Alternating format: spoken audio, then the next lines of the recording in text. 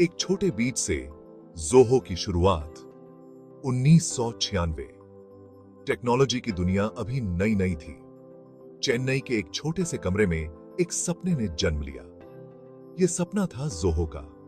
श्रीधर वेम्बू और उनके भाई कुमार ने मिलकर इस कंपनी की नींव रखी। उनका मकसद था दुनिया को बेहतर सॉफ्टवेयर देना। पहले कंपनी का नाम एडवेंट नेट था। उनका पहला प्रोडक्ट था WebNMS। ये एक नेटवर्क मैनेजमेंट सॉफ्टवेयर था। उनके पास कोई बड़ा ऑफिस नहीं था, कोई बड़ा इन्वेस्टर नहीं था, बस था कामयाबी का जुनून। दिन रात मेहनत की, एक कर दी। उनका मानना था सफलता का कोई शॉर्टकट नहीं होता। धीरे धीरे उनकी मेहनत रंग लाने लगी। लोगों को उनका सॉफ्टवेयर पसंद आने लगा।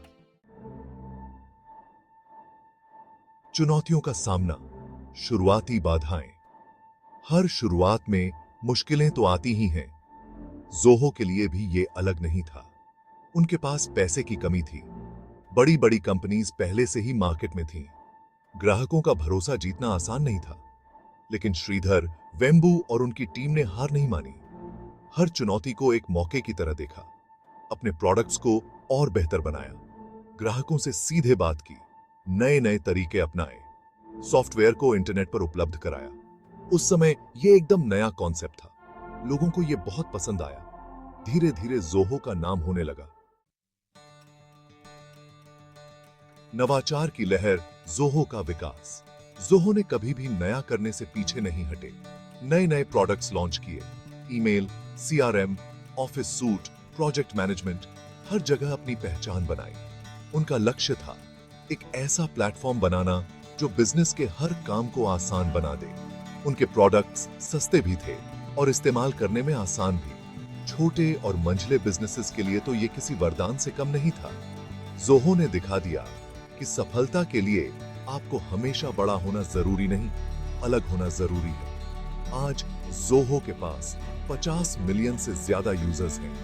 दुनिया भर में उनके 12,000 से ज्यादा कर्मचारी हैं। ये एक भारतीय कंपनी की कामयाबी की कहानी है, जिसने पूरी दुनिया में अपना नाम रोशन किया है। सेक्शन 4, श्रीधर वेम्बू, एक दूरदर्शी नेता। ज़ोहो की कहानी श्रीधर वेम्बू के बिना पूरी नहीं होती। तमिलनाडु के एक छोटे से गांव से निकलकर उन्होंने दुनिया जीतने का सपना देखा। उनकी कहानी बहुत लोगों को प्रेरणा देती है। IIT मद्रास से इलेक्ट्रिकल इंजीनियरिंग की पढ़ाई पूरी करके उन्होंने अमेरिका में नौकरी शुरू की, लेकिन उनका मन भारत में ही लगा रहा। वे भारत वापस आ गए और ज़ोहो की शुरुआत की।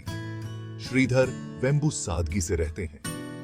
दिखावा करना उन्हें पसंद नहीं। उनका मानना है कि सफलता का असली मतलब है समाज के लिए कुछ करना। सेक्शन 5, संघर्ष से सफलता, एक प्रेरणादायक यात्रा। ज़ोहो की कहानी हमें बताती है कि सफलता पाने के लिए कोई जादू की छड़ी नहीं होती। कड़ी मेहनत, लगन और समर्पण से ही मंजिल मिलती है।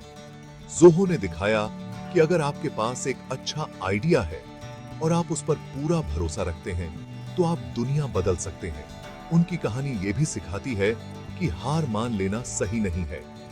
हर हार हमें कुछ नया सिखाती है, हमें और मजबूत बनाती है। ज़ोहो को भी बहुत बार असफलता मिली, लेकिन उन्होंने कभी हार नहीं मानी।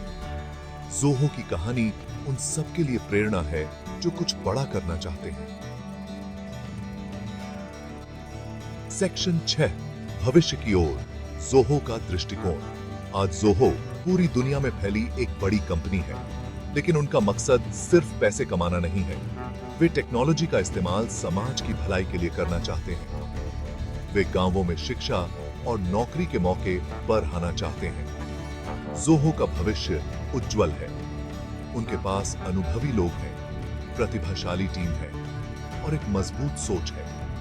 वे आगे भी नए नए प्रयोग करते रहेंगे और दुनिया को बेहतर बनाने की कोशिश करते